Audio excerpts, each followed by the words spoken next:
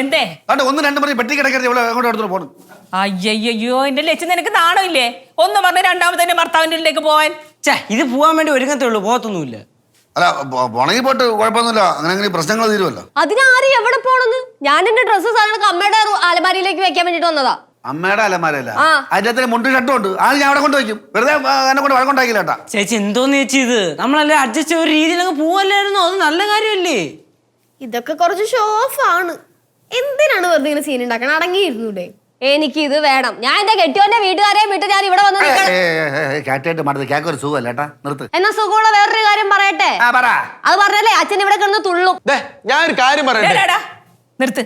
ഇടക്കിടക്ക് മാളത്തിൽ നിന്ന് പുറത്തു വന്നിട്ട് ഞാനീ നീനിന്നും പറഞ്ഞ് വന്നാ മിണ്ടി പോരുത് ഇവിടെ.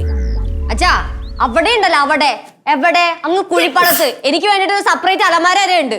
എന്റെ സാധനങ്ങൾ ഒറ്റ മനുഷ്യനോട് തൊടൂലല്ലോ എന്റെ അനുവാദം ഇല്ലാണ്ട്. ഒരു കാര്യം ചെയ്യ്, എന്റെ പൊന്നു മക്കളെ അലമാര എടുത്തോണ്ടോ, എന്നിട്ട് അച്ഛനെ മുണ്ടി ഷർട്ട് കൂടെ വെക്കാല്ല. അതിന് എവിടെ എന്ത് വെച്ചാലും അടിച്ചു മാറ്റൂലേ? അതിനൊരു കുറവില്ലല്ലോ ഈ കുടുംബത്ത്. ഇവിടെ ആരെന്തടിച്ചു മാറ്റുന്നാണ് പറഞ്ഞു തരുന്നത്? അയ്യോ ഒന്നും അടിച്ചു മാറ്റാറില്ലായിരിക്കും. എന്റെ കമ്മല്, പൊട്ട്, സ്ലൈഡ്, അതുപോലെ തന്നെ ലിപ്സ്റ്റിക് എല്ലാം അടിച്ചു മാറ്റാറല്ലോ നിങ്ങള്. അയ്യോ ഞാൻ എന്തെടുത്തിട്ടുണ്ടെങ്കിലും ഞാൻ എടുക്കാറില്ല. ഇനിയിപ്പൊ എടുത്തിട്ടുണ്ടെങ്കിൽ തന്നെ ചോദിച്ചിട്ടേ എടുക്കാറുള്ളൂ, കേട്ടല്ലോ. അത് കറക്റ്റ് ആണ്. എടാ നീ ഒന്ന് പോടാ. നീ ആരാണെന്ന് എന്താണെന്നൊക്കെ നന്നായിട്ട് അറിയാം കേട്ടാ. ഇവന്റെ വാലിൽ നോക്കി നടന്നോ. എന്താ ആരെന്ന് പറ. നേരമായി ഞാൻ ഒരു കാര്യം പറയട്ടാ. ഒരു ഗ്രഹനാഥൻ, ഒരു കുടുംബ ഗ്രഹനാഥൻ എന്നുള്ള രീതിയിൽ ഞാൻ പറയാണ്. നിങ്ങൾ ഈ ദിവസം ഈ തമ്മിൽ തല്ലിടണം ശരിയല്ല. ചേരി തിരിഞ്ഞ് തമ്മിൽ തള്ളി ശരിയല്ല, ശരിയായ നടപടിയല്ല. അത് ഈ നോക്കണേൻ്റെ അർത്ഥം എനിക്ക് മനസ്സിലായി. തമ്മിൽ തല്ലും ഇടയിൽ കൂടെ ഞാൻ കൂടെ ഉണ്ടല്ലോ, അതെൻ്റെ വിധി. പക്ഷെ ഞാൻ ഒരു കാര്യം പറയട്ടെ, ഞാനായിട്ട് ഒരു കുഴപ്പത്തിൽ ഇതുവരെ വന്നിട്ടില്ല. ഞാനൊരു പ്രശ്നക്കാരനല്ല. ബാലു ഞാൻ ഒരു കാര്യം പറയാം. ഇവിടെ എല്ലാവരും സീരിയസ് ആയിട്ട് നിൽക്കുകയാണ്, അതിനൊക്കെ ചിരിപ്പിക്കരുത്. ശിവ നീ ഒരു കാര്യം മനസ്സിലാക്കണം കേട്ടാ. എല്ലാ സുഖ സൗകര്യം ഉണ്ടായിട്ട് ഞാനിവിടെ അഡ്ജസ്റ്റ് ചെയ്ത് കിടക്കുകയാണ്. നിനക്കറിയാലോ ഞാനിവിടെ തഴയിൽ പാവിരിച്ച കിടന്നുറങ്ങണേന്ന്. അന്ന് ഈ മണ്ടൻ സോഫയിലോ അവിടെ പോയി കിടക്കുവോ? അതുമില്ല. അതെങ്ങനെയാ ഒറ്റ കിടക്കാൻ പേടിയല്ലേ? അതിപ്പോ അച്ഛനും ഒറ്റ കിടക്കാൻ പേടി തന്നെയാണ്.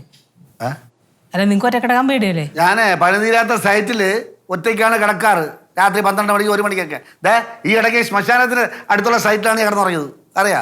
ആ ശ്മശാനത്തിന് അകത്തെന്ന് പറയാൻ ഞാൻ ഭാഗ്യം. എന്റെ സമയം ആവട്ടെ, അപ്പൊ ഞാൻ പറയാതെ ഇതിനടുത്ത്. അത് വിട്. എടേ വേറെ ഒന്നും പറയാനുണ്ടോ നിനക്ക്? പറയാനുണ്ട്. അതാ പറഞ്ഞിട്ട് പോകുന്നു. ഇവള് വീട്ടുകാരെ കൊണ്ട് നാട്ടുകാരെ കൊണ്ടൊക്കെ പറയിപ്പിക്കും. അതുകൊണ്ട് ഇവളെ അമ്മ സൂക്ഷിച്ചോ. എന്നാ പിടി. എന്നത് പിടി അവിടെ കൊണ്ടുപോയി. തുടുടിക്കലല്ലോടി. എന്ത് മക്കളാണ് ബാലുവിന്റെ മക്കള്? അങ്ങനായ പറയണേട്ടാ, ഞാൻ നാട്ടുകാരെ കൊണ്ട് വീട്ടുകാരെ കൊണ്ട് കേൾപ്പിക്കുമെന്ന്. ഞാൻ എപ്പോഴെങ്കിലും കേൾപ്പിച്ചിട്ടുണ്ടാ? ചേച്ചി എന്തോന്ന് പറഞ്ഞിട്ട് വന്നേ? ഞാൻ ബന്ധുക്കാരെ കൊണ്ടും നാട്ടുകാരെ കൊണ്ടും പറയിപ്പിക്കുന്നല്ലേ? വാക്കുകൾ സൂക്ഷിച്ചു ഉപയോഗിക്കണം കേട്ടല്ലോ. ആഹാ ഇത് അമ്മയുടെ വാക്കുകളാണല്ലോ. വാക്കുകൾ സൂക്ഷിച്ച് ഉപയോഗിക്കാന്ന്. എടി നാവില് തേനും വയമ്പും അരച്ച് ചേർക്കണേ, ഒരു തർക്കുത്തരം അരച്ച് തേച്ച് പിടിപ്പിച്ചോളാണ് നീ. എടി നിന്റെ നാവ് കാണാൻ നിനക്ക് ഇതിന് മാത്രം അടികൊള്ളണം ഇവിടെ. അളിയനിങ്ങ വരുമല്ലോ, അവ ചേച്ചി കുഴിപ്പുള്ള നിറവിലോട്ട് പോവില്ലേ? അപ്പോഴാണ് മോളുടെ വായിൽ നാക്കാൻ അടി കിട്ടാൻ പോണേ. ചില്ലറയൊന്നല്ല, കയ്യും കണക്കുണ്ടാവില്ല അടിക്ക്. ഇവിടെ ഒന്നേ എണ്ണി തുടങ്ങിക്കോ കേട്ടാ. ഞാനൊരു സത്യം പറയാമ്മ, ചേച്ചിക്ക് ചെറുപ്പം തൊട്ട് എന്നെ കണ്ണെടുത്തൊക്കെ കൊണ്ടിടാം. ഇത്തിരി പോലും ഇഷ്ടം ചേച്ചിക്ക് എന്റെ അടുത്ത് ഉണ്ടായിട്ടില്ല. ചെറുപ്പത്തിൽ എന്തോരെന്നെ തല്ലി ചതച്ചെന്ന് അറിയോ ചേച്ചി? ആഹാ ഇപ്പൊ അങ്ങനെ ആയാ? എടി ആഴ്ചയിൽ 7 ദിവസം എന്നല്ലേ നിങ്ങൾ പഞ്ഞിക്കണത്? എന്നിപ്പോ ഞാൻ തല്ലി ചതച്ചെന്നാ? അയ്യടി മനമേ തീപ്പെട്ടിക്കോലെ. ഇതെവിടെന്നറിയാമോ? അമ്മനോടെല്ലാം കുഞ്ഞമ്മ പറയുന്ന കേട്ടിട്ട് നിങ്ങളെ തിവായിന്ന് വീടില്ലേ ഓരോന്ന്, അതാണ് ഇത്. കുഞ്ഞമ്മ കൊച്ചാക്ക് അവിടെ തന്നെ ഇരുന്നോട്ടെ. അത് ഞാൻ പറയട്ടെ, അന്നും ഇന്നും ചേച്ചി ഇതുവരെ മനസ്സ് തുറന്ന് എന്നോടൊന്നും സംസാരിച്ചിട്ടില്ല. അതുകൊണ്ട് ചേച്ചിയുടെ കല്യാണ സമയത്ത് എനിക്കൊരു സ്വർണ്ണ പാൽസരം വാങ്ങുന്ന കാര്യം ഡിസ്കഷനിൽ വന്നപ്പോഴത്തേക്കും അതുവരെ ബ്ലോക്ക് ഇട്ടവളാണ് ചേച്ചി. എടി അതിനെല്ലാം നിനക്ക് മോതിരം മേടിച്ചു തന്നെ. പൊന്നു ആയപ്പോ അതിന്റെ മോതിരമായിട്ട് വലിയ കാര്യമായി പോയി. 24 മണിക്കൂർ തുള്ളിക്കൊണ്ട് നടക്കൊണ്ടാണ് നിനക്ക് പാൽസരം മേടിച്ചു തരാത്ത. നീ കൊണ്ടേ കളയും. ഇവിടെ കല്യാണത്തിനന്ന്, ചേച്ചിയുടെ കല്യാണത്തിനന്ന് കഴുത്തിലിടാൻ പറ്റാത്ത അത്ര സ്വർണം കൊണ്ടാണ് ഇവിടെ ഇറങ്ങി പോകുന്നുണ്ടല്ലേ.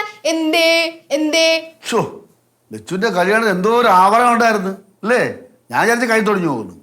ഇല്ല എന്റെ ശിവ, നീ എന്തോന്ന് എത്ര നേരം ഇവിടെ ഈ 90 വയസ്സുള്ള അമ്മമാര് പറയില്ല, അതേപോലെ ഇങ്ങനെ പറഞ്ഞോണ്ടിരിക്കുകയാണ്. ഞാൻ പറയും, ഞാൻ പറയണിട്ട് ഇവിടെ എല്ലാവരും പോയാൽ മതി. ഇവിടെ മാസം ചേച്ചിക്ക് അല്ലെങ്കിൽ ശമ്പളം അയച്ചു കൊടുക്കുമല്ലോ. അപ്പൊ എല്ലാവർക്കും ഇതിന്റെ ഭാര്യ വെതറി കൊടുക്കും. എന്നാ ഇന്ന് വരെ എന്റെ കയ്യില് എന്നാ മക്കളെ ശിവ നീ പിടി മിഠായോ ഐസ്ക്രീമോ എന്തെങ്കിലും വാങ്ങി തിന്നു പറഞ്ഞിട്ട് 10 നയ പൈസ എന്റെ കയ്യിൽ വെച്ച് ചേച്ചി തന്നിട്ടില്ല. ഞാൻ തരൂല, കാരണം ഞാൻ 10 രൂപയുടെ വില പോലും നിനക്ക് തന്നിട്ടില്ല. അതുകൊണ്ട് അറിയാം, നന്നായിട്ട് അറിയാം. അന്നും ഇന്നും ചേച്ചി എൻ്റെ അടുത്ത് ഇത്തിരി പോലും വിലയോ സ്നേഹമോ ഒന്നും ഉണ്ടായിട്ടില്ല. പിന്നെ കല്യാണം കഴിഞ്ഞിട്ട് കാര്യം ഞാൻ പറയണ്ടല്ലോ. കല്യാണം കഴിഞ്ഞതിന് ശേഷം ഇന്ന് വരെ എന്തെങ്കിലും പ്രധാനപ്പെട്ട കാര്യം ചേച്ചി എൻ്റെ അടുത്ത് പറഞ്ഞിട്ടുണ്ടോ? ഇല്ല. പിന്നെ ഇവിടെ എല്ലാവരും കൊണ്ട് ചേച്ചി നടക്കുമല്ലോ.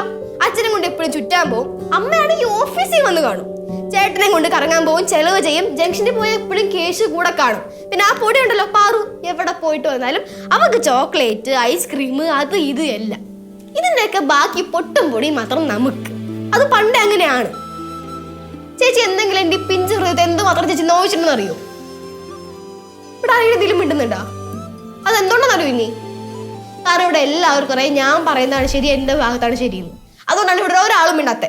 നോക്ക്, കണ്ടല്ലോ, ഇത്രയും മതി എനിക്ക്. ചേച്ചി, സംഭവം ഇതൊക്കെ ചേച്ചി അറിയാതെ ചെയ്ത കാര്യങ്ങളാണെങ്കിലും അവള് പറഞ്ഞാലും കാര്യമുണ്ട്. എടാ അവസരവാദി, ഞാൻ പണ്ടേ പറഞ്ഞല്ലേടാ നീ ആരാണെന്ന്.